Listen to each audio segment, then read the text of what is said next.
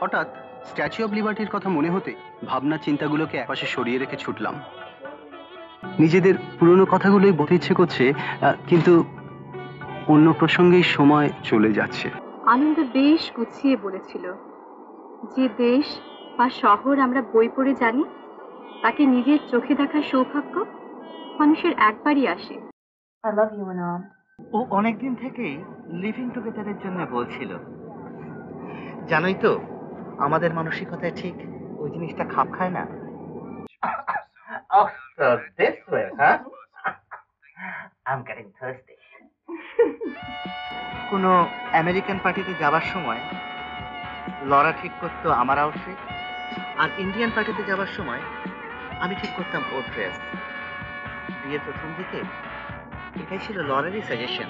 কথা বলছি, কিন্তু মন জুড়ে রয়েছে আমার বন্ধুরা, তাদের বন্ধুত্ব কলকাতা। আমাদের সম্পর্ক ছিল ফর্মাল, তোমাকে ইমপ্রেস করার চেষ্টা করেছি। চোখের দেখা, প্রাণের কথা,